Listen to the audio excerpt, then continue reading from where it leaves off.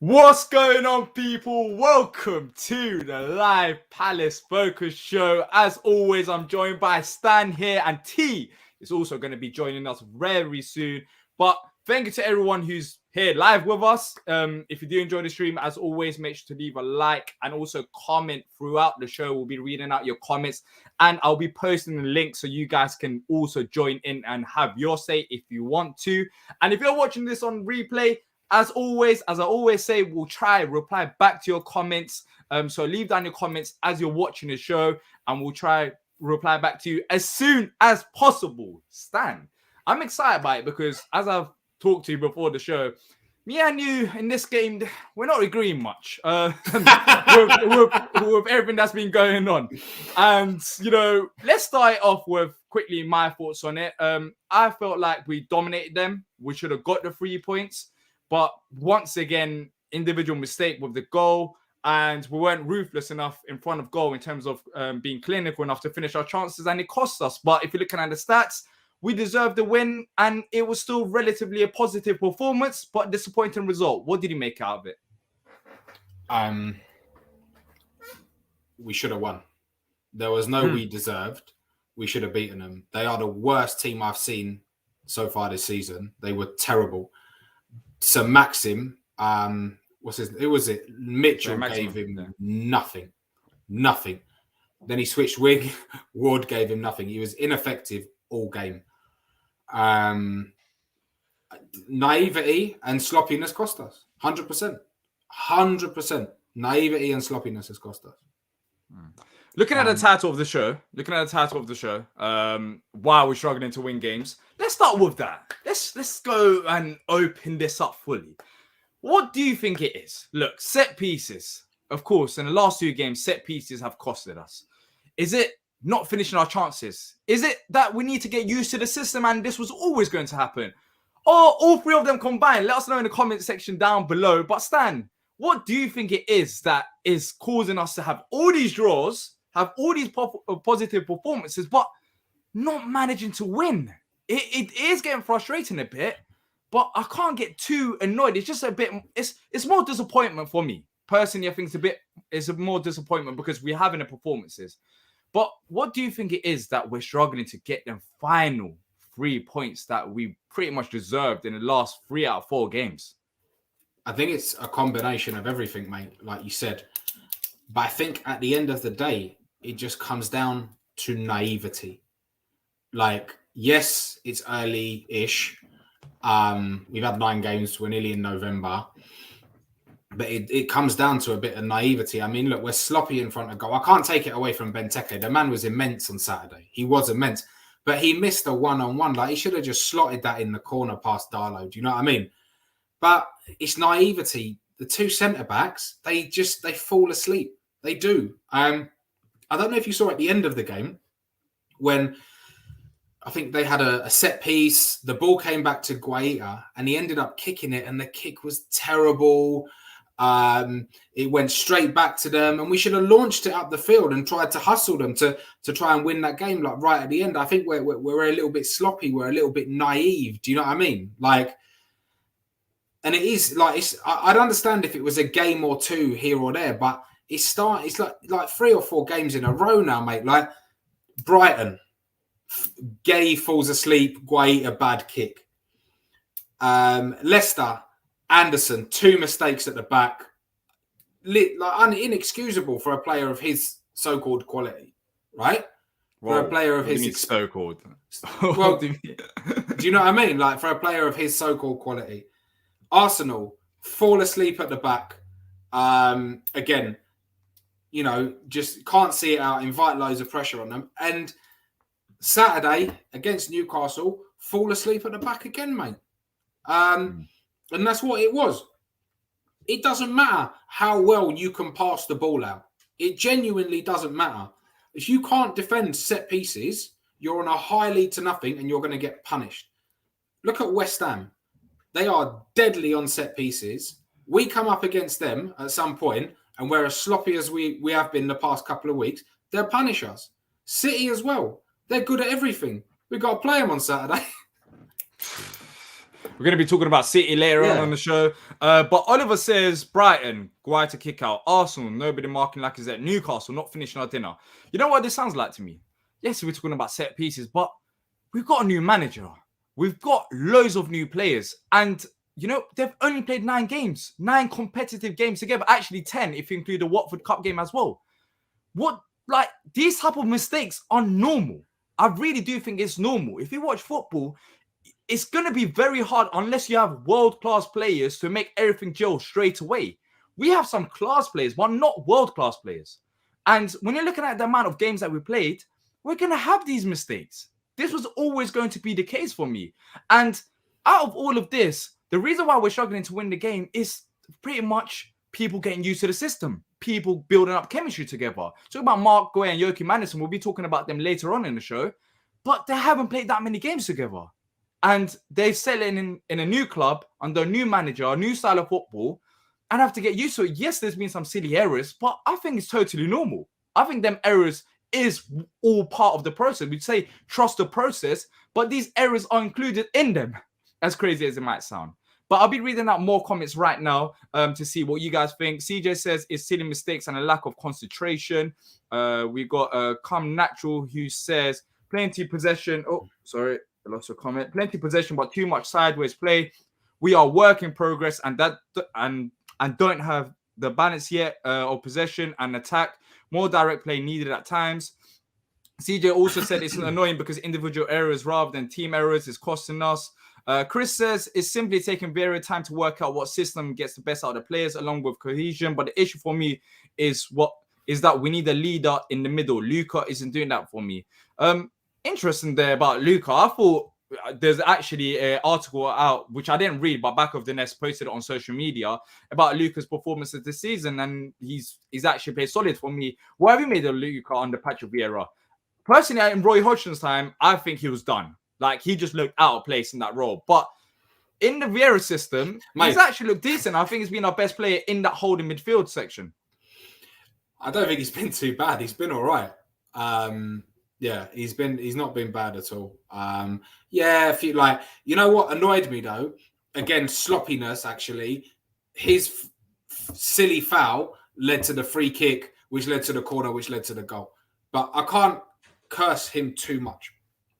Going back to your point about silly mistakes and it's the process, etc., etc. We're 9 games in. We're nearly in November. Okay, once or twice, I get it. But these guys, they don't seem to be listening. They don't seem to get it on board that you've got to defend corners. You've got to be better. Like, that's what's annoying. It's like 4 or 5 games in a row now where we're just so sloppy. Do you know what I mean? So, like, we've got to, they've got to step it up, man. Like, they have. I'm not calling Vieira out on this, but these are professional players that need to hold themselves accountable. Well, let's talk about the lineup quickly. And I want to talk about this man right here, Michael Olise. His first start for Palace. And look, Zaha was on the bench, but let me know in the comment section as well. Personally, this was the first time ever for me that when Zaha was on the bench, I was not worried. I looked at that lineup. I saw Olise there. I saw Edouard there after his performance against Benteke, against Arsenal, and I saw Benteke there as well. And for the first time ever, I said, you know what? Zaha can start on the bench and we can get a result. We've never had that before. And I think it goes down to the management for the style of football that we're playing. And it goes down to the owners for strengthening the team. But what did you think of Olise's performance? Were you surprised by him actually starting? Because you have been massively critical of Jordan Ayew. And now Olise started ahead of Jordan Ayew. Was he like, hold up, someone wake me up? Because this can't be true. I was going to try and get the followers going on this and be like, nah, he's no good. But honestly, I like him. Loads of potential. Absolute wand of a delivery as well. I don't know if it's his left foot or his right foot that's his strongest, but he looks the bizzo, mate. You saw obviously a couple of deliveries that he's put in that's led to obviously like Benteke or led to cause people problems. Thought he had a great game. I was surprised that we took him off. I think Odson Edouard should have gone off. And we should have had Zaha and Elise on both wings. But look, he's a work in progress. You've got to give him time. But he looks good. He looks the bizzo, mate. Colin says, hey guys, my feelings of us struggling to finish off the games is just down to experience of being in a position of a team who dominating games. So those were we've been the defending team trying to hold on. The lads' performances have been absolutely fantastic, in my opinion. Benteke has also stepped up his game, I feel, and the wins will definitely come. Thank you for your comment, Colin. Oliver says Maka should have the captain role. I think people are talking about captaincy and lack of leadership in his side. Just quickly touching back on why we're struggling to win is lack of leadership. No, I don't think so as well. I don't think so. It's individual errors, ain't it? Like the goals that we've been talking about that we've conceded, and that we're going to be talking about in this show, is pretty much down to individual errors. But for me, I just want to quickly say before we move on from the lineup, I think starting Elise was a great decision from Patrick Vieira. And what I noticed is that he's fantastic on the ball. And I think we all expected this. But in games like oppositions like Newcastle, where they're just going to be sitting back and we're going to be controlling the ball, Olise needs to start. I really do think that. If we start Jordan Ayew against Newcastle, I don't think we're creating that many chances. I really don't. Because Olise is so good on the ball that even in tight spaces, when there's two players on him, where they've got the whole team sitting back and you've got a whole set of Newcastle behind the ball trying to defend for their lives, Olise can pick out the passes. And going forward, we were talking about him, whether he should start in the Man City game. I think these type of games is better suited to him. And I think he's going to be a phenomenal football player. I just think he's absolutely crazy on the ball in terms of his delivery on the ball, his composure, how he dribbles. I think he had a very good performance, Olise. But let's quickly jump on to the Benteke goal. So just before we talk about, just to finish off Olise, Ayew is perfect for that Newcastle team because they're negative. They're going forward. Yeah, he's perfect for that Newcastle team. Like, he should play for Newcastle. I thought you were talking about he should play for Newcastle because they're negative. They're bad going forward. They all run down blind alleys. Here we go. Jeez. Jeez, you don't have to slate him. I'm just talking about whether Olise whether you were surprised about it. Here we go. Starting on Jordan Ayew again. Look, he didn't start, and I think Olise had a solid performance. I'll be reading out some more comments before talking about the goals. Of course, keep sending them in. If you enjoy it, leave a like as it helps out massively. And also, if you want to come on and have your say with your webcam on, or if you just want to share your voice, you can just click on the link that I just posted in the chat right now, and we can have you on. As always, we want your comments, we want your involvement. That's what makes the show. So yeah, feel free to jump on. Kyan says, do you guys think we should buy Atel in January as a right back? Just quickly, we've been talking about the Newcastle game, so I'll quickly answer this. We'll be talking about some transfers later on in the show. And also, I don't think we need a right back. No, because I believe in one guy. Ferguson, yes. When he comes back, and if he returns to the form that he was at West Brom, then I think he's going to be massive for us. Wardy's been good for us this season, but he doesn't suit Vieira's system. So once Ferguson comes back, and if he is fit, trust me, he's going to be massive for us. You've got Klein as well. Like you don't need another right back. Yeah, but I believe in Ferguson. If he returns his old form, then we don't need to bring in anyone else. Let's try to grow him into the player that he could be with the potential that he had when we signed him. Read out some more comments as well. So Collins leaves another comment saying we're no longer having to rely on one player. We now have a team of players we can rely on. Olise should definitely start. His crosser for Benteke is still low to learn, of course, but definitely adds to our team. Yeah, I think the most impressive thing was his crossing to Benteke. Every time he crossed the ball, it just seemed like it was just pinpoint accurate. Like his delivery is insane. Yes, he's good on the ball, but his delivery as well out wide, his crossing to the box. Yeah, if he starts more games, then Benteke is going to score more goals with his head. Loves a little step over, a little. You can't. He plays on his own pace. Like he's everything that the other winger that we have isn't. Do you know what I mean? So I'm a big fan. Yeah, play him every game. Exactly. So before we move on to the next topic, in fact, we can get Nick's thought on it because Nick is here. Nick, you're a legend of the show. That's how I'm going to describe it from now on. Yeah, I'm good. So we're talking about the Newcastle game. We've been talking about the lineup while we're struggling to win games. of course, you've been talking about it on the podcast, which I listened to. If you guys haven't already done so, go and listen to the review show. What did you make of that Newcastle game, Nick? Are you disappointed like me, or still seeing the positives? I think I'm more frustrated than disappointed. Subtle difference. I think we tried. We're going to have a lot of teams now that see that we are going to be possession based and are going to put a lot of people behind the ball. It's just a case of getting that through ball to unlock their defences, I think, now. We're not losing games. You're talking like we're losing games. We've lost twice. We're unbeaten at home. Mm-hmm. Things are good. We're a work in progress. Stan, don't panic yet, mate. I'm not panicking, mate. I'm equally as frustrated as you are.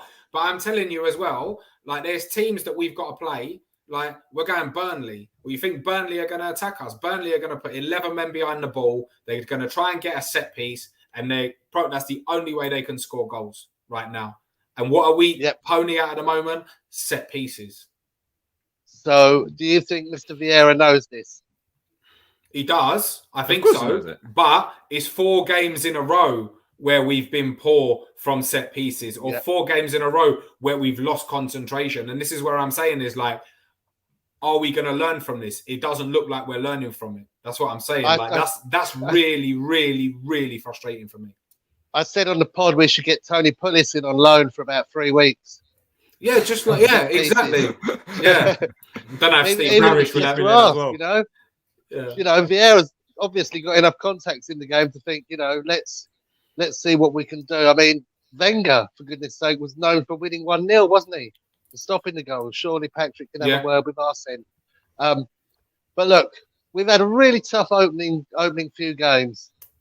And yes, it's frustrating, disappointing, especially when you think Benteke only had 17% of his chances that he put away. He's got to be a little bit more clinical.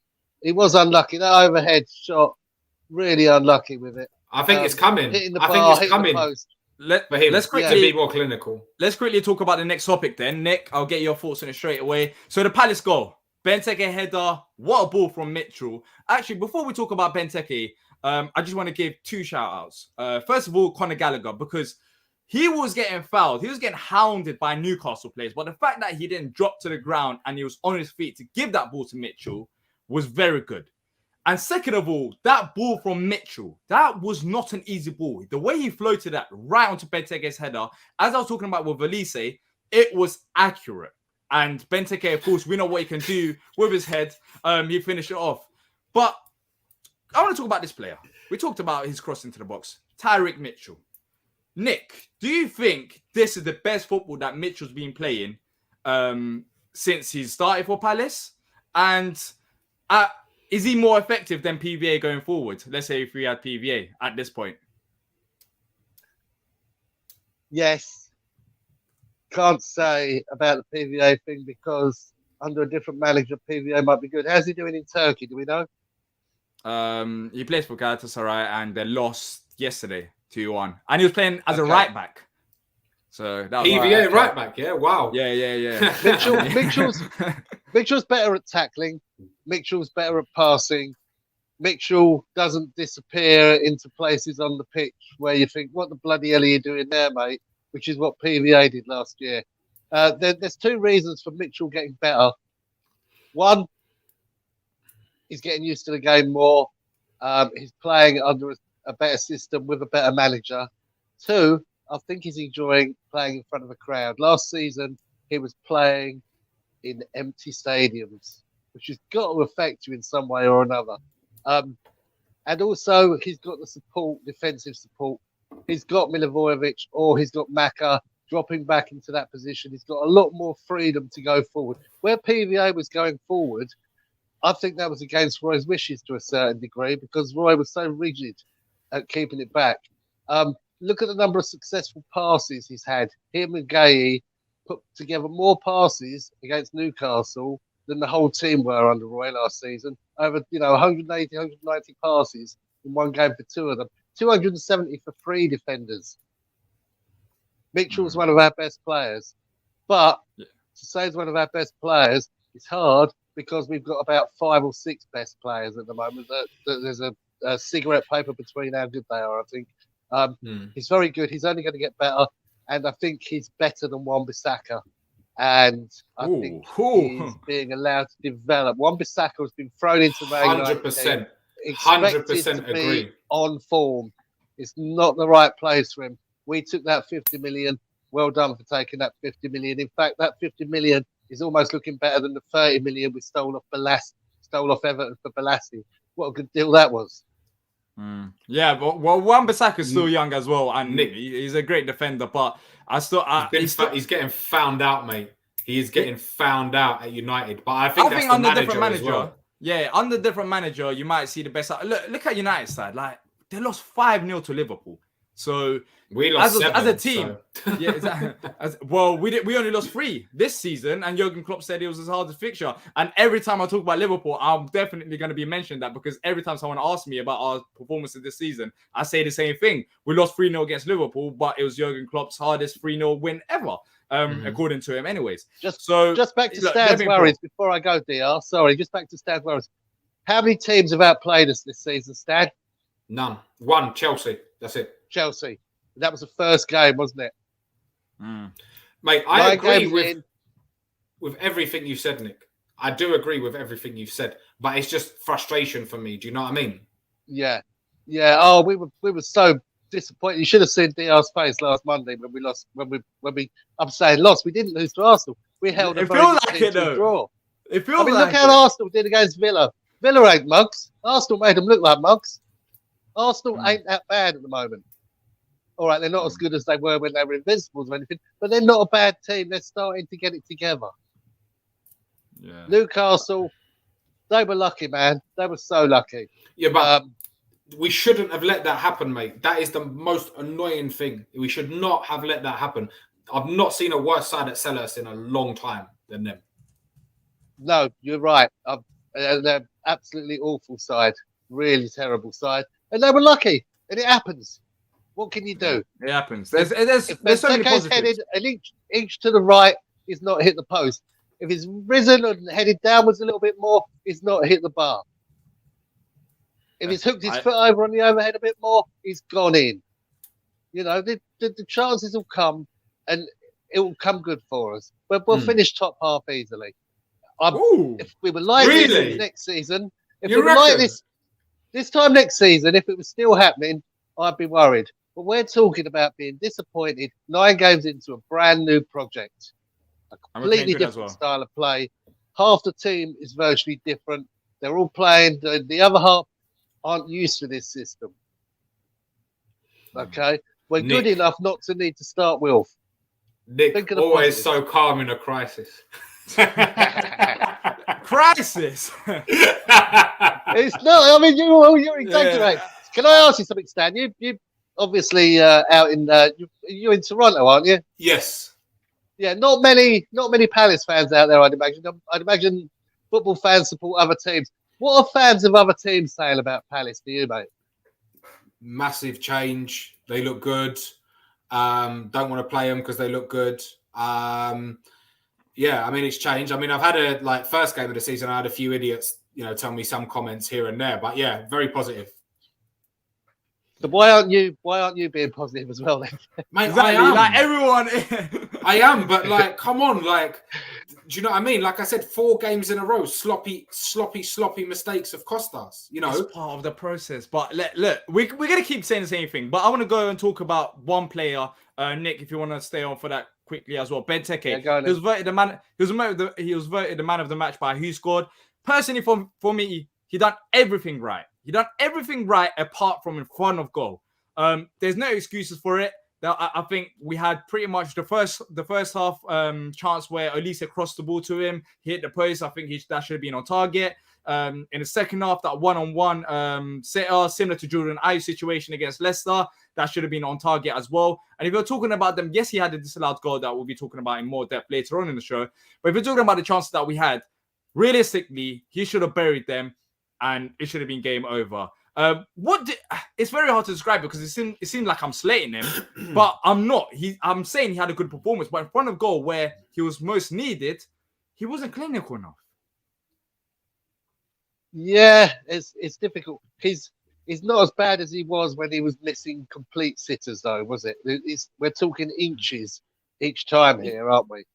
Lads, And the fact that he's in the position to have those chances says a lot.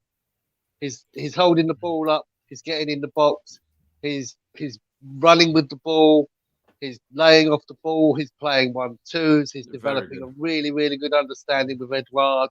Players now know that we can cross the ball and there is going to be a head on the end of it.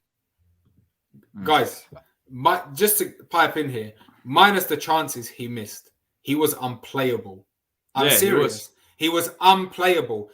Takes it down on his chest, bang, lay off forward. Do you know what I mean? Get across to him in the air, head on it, etc., etc. That will come with practice. I know that no one wants to consistently hear about we're going on from Roy Hodgson. This is what happened. But Roy killed him. Like, literally, he killed him. Roy killed me, mate. Yeah. Exactly. So, like, basically, I was on the verge of just quitting everything. Like, literally, it was abysmal. But I won't have any Palace fan slating him. He was unplayable because I've just seen a couple of comments in here like he should have done this, he should have done that. He's unplayable. Finishing will come. Trust me, he's quality. He was brilliant Saturday. Do you think is that so? How much do you think is down to Vieira just giving him the confidence? Is it a style of play? Because one thing that I've noticed as well is, yes, Vieira can give him the confidence before games and talk to him after games. But one thing that I've noticed is that we're playing to his strengths. Look at the highlights. Go and Palace TV. Look at the highlights. Look how many crosses in the box that we had. And it's simple things like that we were calling for it under Roy Hodgson. But Vieira is pretty much delivering it. It's not rocket science. It's not like Vieira's a genius for it. It's something simple that's so effective. It's almost as if Vieira's looked at the games that Sam Allardyce was in charge and Benteke did well in and said, right, let's do that. Because last season, how many times did we bring Benteke on as a sub and take our best crosser off to bring him on? Yeah. We've got players that are getting the ball in. Okay, there was a little bit of chat on the pod about whether Ward can cross the ball that well. You had Gallagher and you had Elise to do that. Gallagher was poor from his deliveries though. Like his deliveries were poor on Saturday. I'll give him that. He's a great player, but his deliveries were poor. Have you seen the leap on Benteke though? There's not many players in the Premier League that have a better leap than him. Like, trust me, he's the best. He's the best. He's the best. It's not about he's the best. 7 aerial deals. Yeah, you can't. And he wins them all. Benteke. Who's better than Benteke in the air right now in the Premier League? Not many. Do you know what I mean? So my worry is, like I said to you, his crosses coming into our box. I'm not worried. Like, we'll score goals, man. There's goals in that team. So what did Benteke in last season was when he got sent off against West Ham. Do you remember, for raising his arms and he was only doing what every other player does? That changed his game a little bit. I think he's back to leaping like a salmon again, but he kind of wasn't jumping as high before because he was worried about getting booked and sent off. I really think that affected his game for the rest of the season. I don't know what you think about that, dear. Yeah, I think Benteke is back. As Stan said, I'm still annoyed because he should have done better with the chances. But as Stan said, now that he's got his confidence in front of goal, it will come. The goals will come. The goal against Arsenal was well taken. The old Benteke in the Arsenal game would have easily just took an extra touch. That's what I'm saying. Or he boots it in the stand. Took the shot. Yeah, exactly. So Benteke is returning back to his old form. I think credit goes to Vieira because he's playing to his strengths and it's also giving him the boost off the pitch as well, I believe. But I think it's going to happen with Benteke. It's just against Newcastle, it's a game that we have to win. And maybe if it was against the likes of City and Benteke missed some chances, we could say, well, we weren't meant to beat City anyways. But in games like this, you just have to take them. You just have to take them. And he hasn't. And I believe he will do in the future. But it's just the fact that we dominated them and we had the chances and he couldn't finish them. But hopefully, Benteke will have double goals this season as well. I think he will do. I think him and Edouard are great up there. So, yeah, we'll see what happens. We've got a super chat from Connor Crab. Yeah, Connor Crab that we'll be reading out in just a second. But, Nick, thank you for joining us. Can I just ask you a quick question before I go? Yeah. One quick question. Yeah. Number 7s. Who's the better number 7? Elise or Balassi? Elise. I'm laughing because I know why he asked that. No, I but put out a tweet on Saturday and asked it. I put out a poll on Saturday. I think Elise will be the better number 7. But Balassi, for the things that he's done, he was very good for us. But yeah, Elise will be the better number 7. Elise is gonna like the potential is unreal. Yeah. Well, Nick, look, thank you for joining us. Good chatting to you. Yeah, And of course, I'll see you on Saturday. Nice exactly. early Saturday morning. Yeah. Exactly, don't be late picking him up this time. Yeah. Exactly. No, I won't be late. I'll be awake. I can't wait to bat a City. Jeez, why not say that?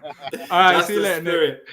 See you later. See you later, mate. Connor Crab, there's a super chat here. Thank you for that. I appreciate that a lot. At this point of the season, we would have been happy with implement of a new playing style. We've exceeded that, only losing to Liverpool and Chelsea. 6-point drops from the last 3 games would take us to 5th, I think. I agree. I think it's just early stages. And we're not 5th. That's the problem. We're not there. We should be there. Like, we should be there because... We should be there, Stan, but come on, man. You can understand what he's saying. We would have been happy with this. Like, it could have been... It could have been worse. We could be in a worse situation. We could have had 100%. horrendous performances. We're still having the performances. It will get there. But Connor, appreciate that super chat a lot. Thank you for supporting the channel and everyone else that's been leaving comments as well. I'll be trying to scroll up to read some of your comments. But let's talk about Newcastle's goal because this was preventable. I really do think that. I brought the screenshot out and I'll run you through it quickly as well. So if you can't notice where the ball's at, if you look at on the left of Joachim Andersen, I think it's Lascelles that's trying to head the ball. You see it, Lascelles. The ball is on Lascelles' head.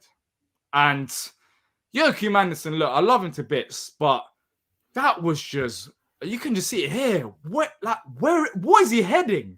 Okay. What is there another ball that's out there that we haven't seen? Like, where is he going? Awful positioning from him. Okay. Yeah, Stan, I know you want to jump in, but Stan, let's just go ahead, man. Go ahead. I know you bring that image up again, please. I'll bring that image up again. Yeah, of course I'll bring it up. I just think it was awful position. Leave down your comments. We'll be reading them out as well. Couple of things. So what's Joachim Andersen heading? So which one of them is marking Jamal Lascelles? Which one of them?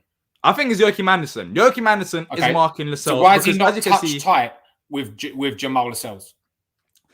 Look, there's someone else there, if you can notice, in front of Lascelles. Okay. Is Joe Ward. It's okay. Wardy.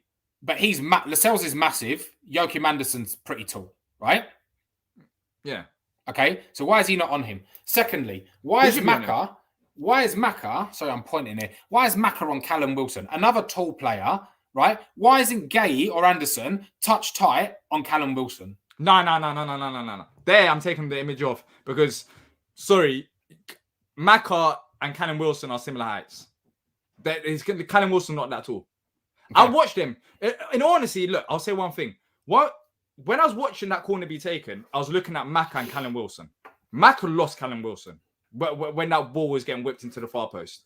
So when I was looking at it, I was like, oh no, they're going to score a goal like this. But one of the centre-backs should have been on Callum Wilson. It shouldn't be Maka's job. You should have had one of the big lads on Callum Wilson, touch tight with him, mate.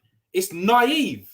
It's so frustrating. Callum Wilson. No. Callum Wilson's goal was nice. I think it's before that. As I brought up the image, it's down to Joachim. It's pretty much down to Joachim Andersen and Joe Wood. I don't know one of. How do you even describe this? Like, what are you heading?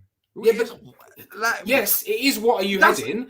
And as a 15 or how much did we pay for Anderson? Like 17 million. Right. So as a 17 million pound centre back. Okay, who is highly rated, you should be going for that ball and getting rid of it. That ball, he should have climbed up, headed it out for a throw, mate, is what he should have done. Or headed it down the field.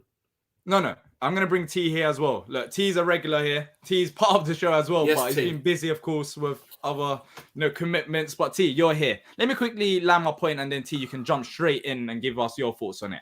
Yeah. Joachim Andersen should have done better. I can't defend him. I really don't know if maybe people in the comment section can let me know what he's trying to head, but he should have done better. And we struggle with set pieces, but the main problem is set pieces rather than Joachim Andersen. There should be better communication there. Why is there? I honestly don't understand it. Was that Wardy's man or was that Joachim Andersen's man?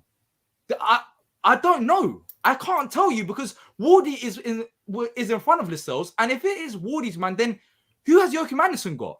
Like, there's so many question marks there. But as I've said at the start of the show, it goes down to chemistry and getting to know each other. These are little things that if we take out of a game, especially with set pieces, we would have won the Arsenal game, we would have won the Newcastle game. These are the little things that I can guarantee you that Patrick Vieira is going to look into and is going to try to solve. But these are the things that is normal. It was expected because we've got new players in the team. I'm not saying it's acceptable, but, you know, it was going to happen. These type of mistakes was always going to happen. It's very hard to gel a team straight away. So Joachim Andersen, yes, he's at fault. But you mentioned something on Saturday on the live match reaction show, and you said that one of them should be dropped. Who is that? Who do you want dropped, Stan? Okay, real quick. Bring that image up again. Oh, geez, we're bringing that image up again. So, T, as you can notice, we're talking about Newcastle's goal. Yep. So Stan is running us through the image once again. Right. Go on, Stan. D, you played football, right? Yeah. You've been coached? Yeah. In fact, I'm a coach right now.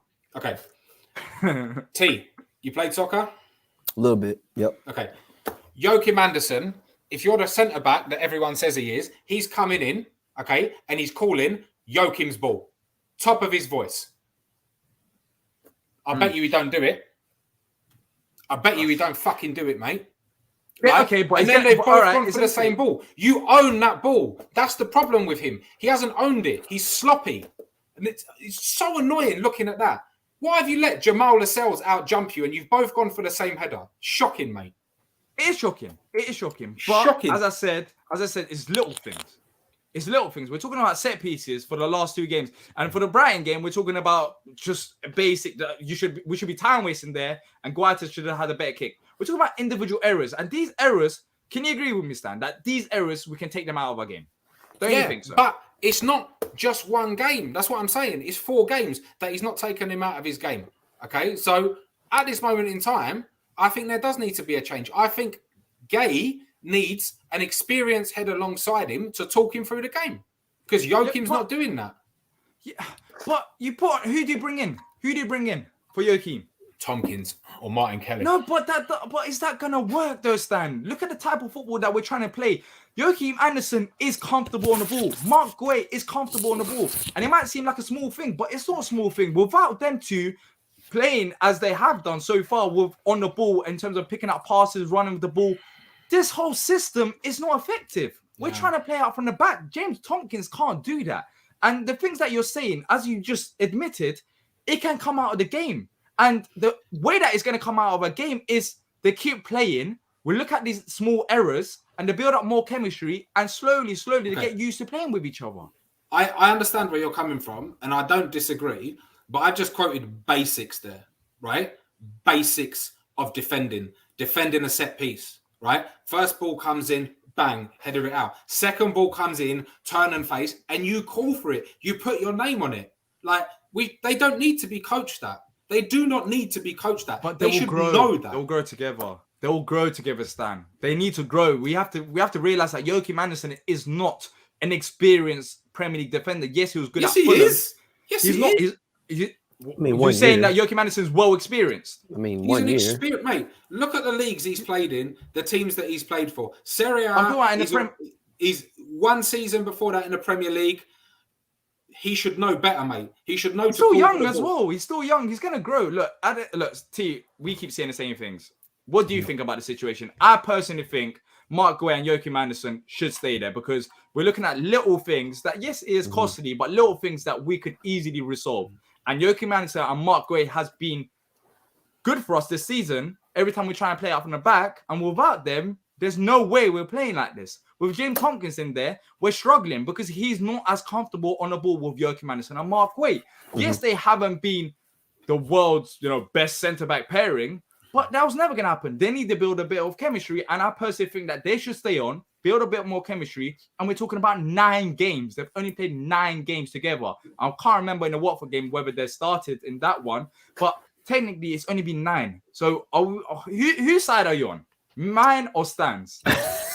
That's what I do. I come on the show and it's like, hey, you're either here Yeah, or you're you're either here or you're getting T. Tell us booted. now. You're getting booted. So pick a side. Well- You either get booted or you stay.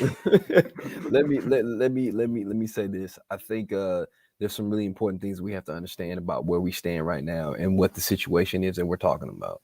I think coming into this season, one of the things that we talked about and we understood as fans of our club is that we were going to go through growing pains this year, whether that be at the back, in the midfield, across the front. We knew there were going to be some growing pains for us because of the amount of change that we were going through as a team. I think the thing that you have to be appreciative of is the growing pains that we are going through haven't come at the cost of losing games. So honestly, if we were to go through these things, I would have it this way rather than us going through growing pains and losing matches. I think a lot of these issues that we're seeing are, in the grand scheme of things, very fixable, very changeable, minuscule in certain ways. It's like small things that need to be adjusted. And I think Vieira is the type of coach that we want to have, the type of manager that you want to have to fix those things, because he pays attention to, he has very good attention to detail.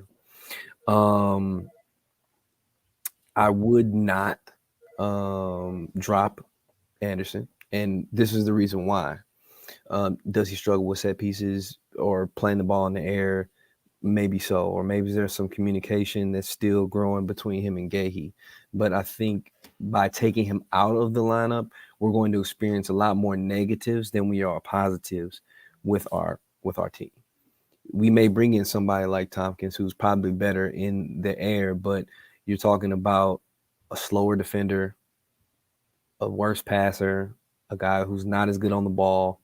So in the overall grand scheme of things, it's going to hurt us in more ways than just simply having the issues that we're having right now between our center back pairing. So I would keep things as is, but I think the one thing that Patrick Vieira is probably doing is really trying to focus on these issues that he's seeing that we're having, and trying to make sure that our young guys are building for the better.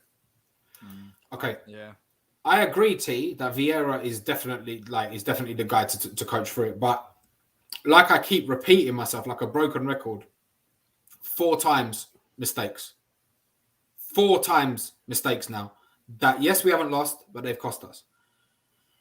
It's just very frustrating, mate, because they shouldn't have to be coached this. You should be able to turn and face a set piece, or turn and face a second ball, or a third ball, or even a fourth ball. You should be doing it. You should be able, as a Premier League level centre-back, and he's an international as well. He starts for Denmark, to come along, and he should talk Gay through the game.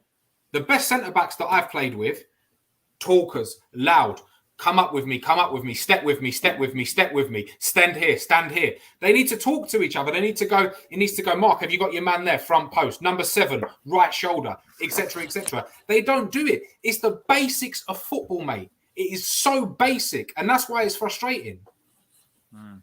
Well, look, it's a good conversation to have, but personally, I just think without them two as a centre half pairings, the system collapses because of the other centre backs that we've got.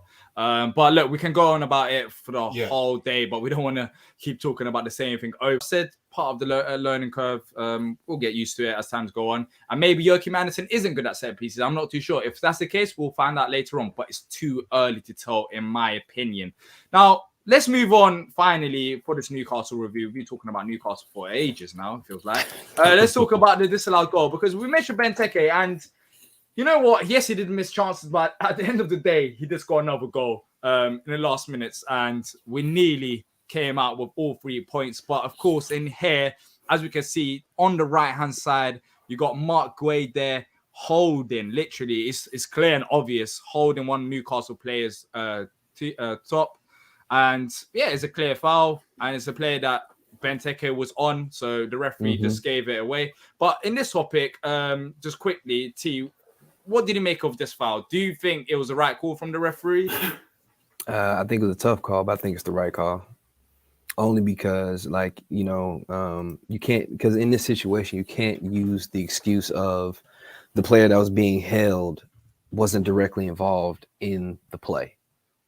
Like, the guy that's being held is literally the dude that is marking Benteke. And it's literally the guy who, if he's not being held by the shirt, might be able to get up in the air and affect the ball that's coming in. So, I mean, as much as we might not like it as a fan base, as far as the outcome that it led to, I mean, I think that was the correct call. So, Stan, we talked about this off air as well. In terms of the referee, Darren England had a meh. Yeah, he was awful. He had no He was terrible. Yeah, he was terrible. And that's me being nice. He's worse than Mariner. He was worse than Kevin Friend a couple we got of seasons Mariner next game too. The worst I've seen is Craig Pawson, I think.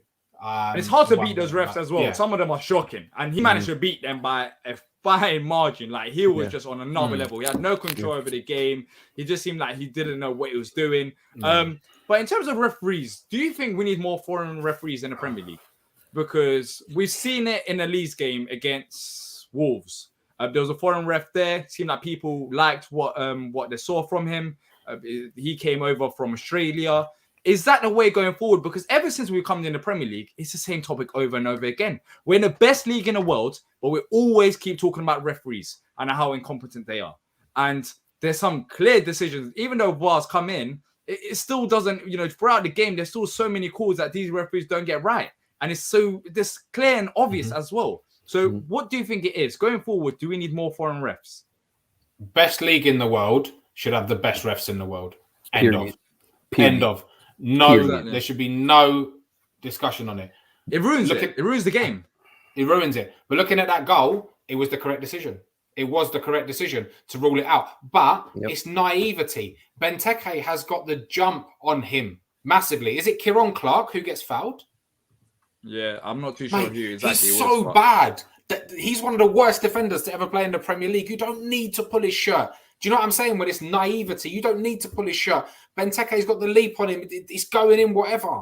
Do you know what I mean? Well, we're saying drop Mark Guay as well. No, I'm just saying it's naive.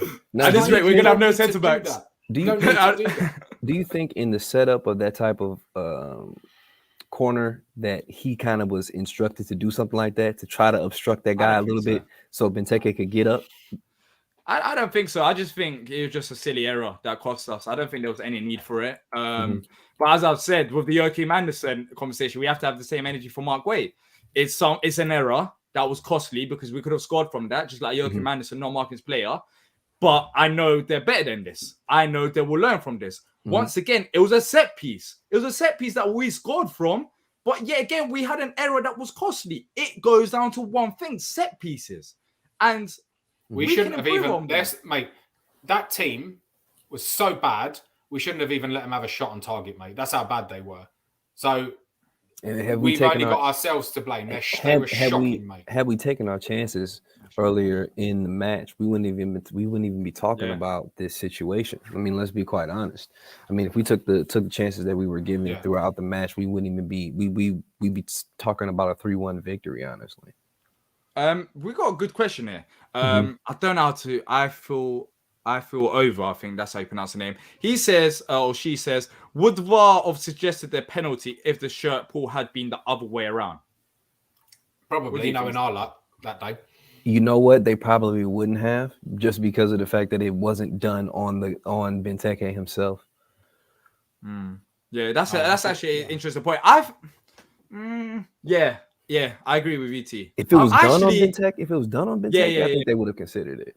Yeah, 100%. Some more comments before we move on from the Newcastle game. Palace 1439 says 100% England was the worst ref I've seen in the last 10 years. Clear and obvious Newcastle time wasting and rolling around on the floor. Oliver says from the 10th minute, rolling around on the floor. Yeah, they were time wasting. But credit goes to us though. It shows where we go. Newcastle before, there wasn't enough time wasting in this game under Roy Hodgson. But they know what we're about. Like, we're going into these games. No, we're going into these games we're scaring opponents. I genuinely believe that we're scaring opponents. People are looking at Palace now and they don't want to face us because it's different. We've changed the whole But mentality. they know they can score against us at the moment, mate. That's the only problem. And it did work. CJ says Newcastle are dross. We should have won that by 3-4 goals. Graham says he's 21, been outstanding for us so far. Made a mistake, but all players do that at some point. Agree with you, Graham, 100%. I think Mark Way had a great performance. He did. He was quality. Yeah, it was just that one mistake. Yeah. Let's move on to the next game. Let's move on to Palace news, the latest news around the club. The first one is about the banner. Palace are set to avoid FA charge over Newcastle takeover protest banner, reports The Guardian and various other sources as well. This is a topic which is, I don't know if it's a bit controversial. I don't know how I could describe it. I don't want to go, too political on this, of course, but I'll get your thoughts quickly on it, T. What do you think about the banner that was posted by the HF? I mean, I think it's freedom of speech, so to speak. I don't think the police need to be involved in any of that or anything like that. I think the things that they're talking about are legitimate. Some of those things they're talking about aren't hearsay. It's not racism. A lot of those are facts. Like, those things happened. Those things are actually happening. So I get the outrage behind it, and sometimes it takes those types of shows to get people to really understand what's taking place in the Premier League or what has taken place with the takeover of that team. But I don't think it's a hate crime. I don't think it's racism. I don't think it needs to be investigated by a police or anything. I mean, I don't think that at all. Can I add a couple of things? That banner created by the HF, the guy who created it, or was one of the main creators, is one of the founding members of CPFC Toronto. I'm not going to mention his name on here because obviously I don't want to incriminate anyone, whatever, but big up to him for creating that banner. It had the desired effect. It rattled people's cages, and rightly so. And from what I'm hearing, even the likes of Brighton have reached out to us and said, what's it called? They said, can we have that banner? Every time we go to Newcastle or Newcastle come here, we want to put that banner up. So I think the banner was class. And if you think about it, man, it's banners out there at different matches, not just in the Premier League, but across Europe, that are about things that are much more insensitive, much more disparaging. Where's it insensitive though? It's everything that they've done. It's not. You know what I'm saying? I'm saying there are things out there that are way worse that aren't even being discussed. Some people might get offended by it in terms of, because it's the PIF that the banner was directed at. Yeah. But some people might get offended by it due to the fact that, it's, I don't know how to word it, but the outfit that they had on the PIF. So it's the Arabic outfit, for example. Some people might get offended by that because they might think, oh, you're generalizing that. For example, that sexual. But whereas they're not really at fault for this, but it's the people that do have the power. So I think it was a good banner. There wasn't anything wrong. Yeah, I think it might be the picture. Yeah, it might be the picture. I think that's why there was a police investigation. I'm not too sure why. There's thousands of other things that's going on. Dressed in the traditional clothes with the sword. Exactly. Yeah, that might offend a few people. There's lots of other things that's worse than that. Yeah. But that might be why the investigation happened in the first place. But when you're looking at that, if you do your research, then then you will see some of the things. It's interesting, anyways. It's an eye opener. People can look at it this way. It was posted all around social media. So if you're really interested in the subject and you want to know about it, then you can actually look at all them claims that were made and see whether it's true or not for yourself. So I think it was an eye opener. But of course, it's John Texter as well. Absolutely owned a couple of Newcastle fans on Twitter. Like the past few days, so because big kudos to him as well. You have so many people that just put stuff out there and they just throw out facts they'll throw out things that they think are facts or think are true, and then at least you got somebody like Texture that comes out and really really puts it out there what the real truth is. I think whether it be athletes or managers or owners, they don't do that enough. You don't have enough people that are coming out and just saying what's completely real and not trying to avoid stuff, like, especially when it comes to things like transfers and all that. Just come out and say it. Hey, no, that stuff's not true. They're lying. Like, you know. Yeah. Well, look, that's that topic. I thought we had to mention it. I know there's some comments out there. I just don't want to go too much into depth. I thought I'll let people know that, you know, we're set to avoid FA charges. I don't know if that's 100% true, but various sources are saying it. So that's good itself. And now let's talk about this, man. It's going to be weird. You might be thinking, why is Anthony Martial on my screen right now? Exactly. What's going on with him? Yeah. Even T's like, what's going on? I'm not involved in this. So, according to sources, I think it was over in France, Martial, and it's not a reliable source as well, but the reason why I brought it up is for another topic. Martial has emerged as a transfer target for Crystal Palace. So, I'll start with you, T. You look like you was shocked when you appeared on our screen. Is Martial a player that we desperately need right now in January? No, not at all. I thought you were making fun of. I thought you were trying to make fun of me with the haircut or something, man.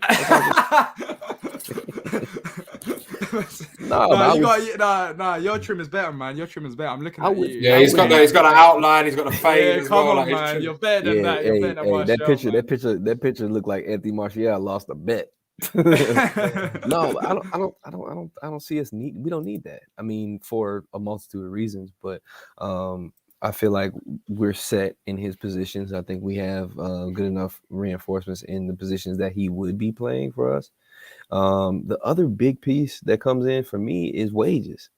I mean, it's tough to take some of these fringe outlier guys from some of these quote unquote top 5 clubs because of how much they pay him. Like Martial will probably come in and be the highest paid player on our team, I'd imagine. You know, I don't think that would be a bad move for us. Yeah. Well, we're running over time, so we need to move on to the next topic. Man City away. I'm going to be going to it. I'm excited by it. Am I? I don't know. I don't know. It should be a good game. It should be a good game. Hopefully, not another draw. Actually, I'll take a draw against City. I lied. I'll take a draw against City. But how are we feeling ahead of that game, considering that they absolutely smashed Brighton on a weekend?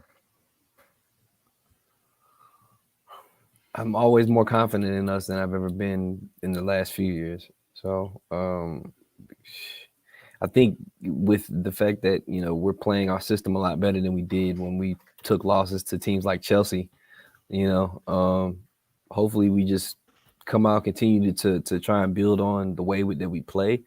And we go out, we put on a good show, and maybe we can come out away with something. Yeah, I agree with what CJ's saying. Don't see us winning that City game. I'm traveling for the love of Palace. And Danny's saying City away. Let's be real, City on fire. If we get a draw, that'll be a win. Out of all the games, if we get a draw in this game, I'll be happy. But then it'll be typical 2-1 Palace defeat to go would and win probably that. be a good result. It'll be typical Palace to go there and just get like a 2-1 win. Not 2-1 defeat. Like after all that's happened, all them mistakes, so we go City away and we get a result. But it's really interesting because we don't get a result against Newcastle. It's really interesting because City hasn't really been playing a striker, have they? Yeah, they have a fluid football. Their football is just amazing. Like it's just dangerous. They've been playing Torres up top a lot. In that game, we cannot have any of them mistakes. No, the individual errors that we're talking about, set pieces and all that. None.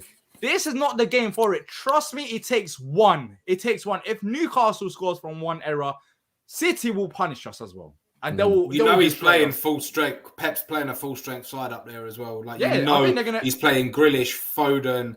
Like all of them are getting played. So. Yeah, absolutely. Yeah, they're gonna respect us. It's not the old Palace. They know what we're about, and they know that if they just don't take us seriously, then we could get something out of it. So they're going to be up for this game. They're going to be trying pushing on to win the league this season, and they've had good games so far this season. So it won't be an easy game. But interestingly, going forwards, attacking selection. What do you do if you're Patrick Vieira? Do you drop Elisa and bring on Jordan Ayew, considering that he's better tracking back defensively? No. So you still don't do that? How comes?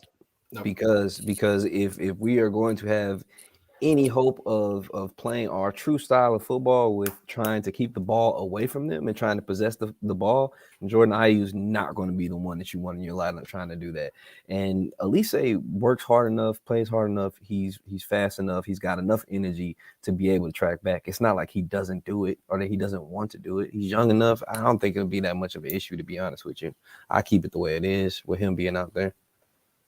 Stan, do you agree with T, or do you think? So how do you bring in Zaha? I think for this game, you take Odson Edouard out. Benteke through the middle. Doesn't matter. Doesn't matter. Because you need someone that can try and beat them once or twice. Obviously, their fullbacks are good, but try and beat them once or twice and put a ball into the box. And if there's someone in the box that you want to be on the end of that ball, I would say Benteke. So for me, I'm bringing in Zaha. I'm keeping Elise. I'd maybe take Odson Edouard out. Maybe bring him on later, but you're not going to get anything like. And also, like if you get a set piece, you need a good delivery. And Elise's got the set piece delivery. He needs to be starting. If you put Ayew, he will be defensive. Yes, he's going to run down a couple of blind alleys. Then he'll give the ball away to them. So and play hurt. Forget about Jordan Ayew ever starting for Palace again, mate. Yeah, he'll lose the ball. He'll play hurt. I asked literally the I can ask this question to the worst two, like out of you two, you both don't like Ayew. So why did I even ask that question? I'm not even too sure. Yeah. But do you think Patrick Vieira will make that change? I know you guys don't want it. Do you think there's a possibility of that happening? So you don't think he's not? So you think that he's going to keep Elise? He's not worried about City's attack. Yep. I think he could play Ayew. I don't think he'll play Ayew. Just because I don't think that Vieira is going to go into this game with the mindset of, we need to be defensive with our wingers. We need to be super defensive. Like, I don't think he's going to have that type of mindset. I think he is very focused on the fact that we play our game. Yep, exactly. And let's see how we go. Yep, and if we're going to play our game, he's not. I don't think he'll start Ayew. The previous regime. Yeah, they'll play whatever they want to play. They'll play 20 at the back or whatever it is and let them come at us and destroy us and just see this as chalk this off as a loss. But I think Patrick Vieira is instilling that we play our game and we take it from there. But again, their centre forwards, their midfielders, we've got to be on them because if you fall asleep at a corner they're putting the ball in the back of the net, mate. 100%. I mean, this team won't beat you in the air necessarily, but they'll beat you if you give them. They'll beat you on the floor. 100%. Yeah, they'll beat you on the floor. 100%. And trust me, they're scary as well. Let's quickly talk about score predictions. Then we haven't had much time because of the Newcastle game. We haven't had much time to talk about the Man City game in detail. But there'll be a City preview podcast which will be out on all your podcast platforms in a couple of days' time, so you can have a bit more City chat there.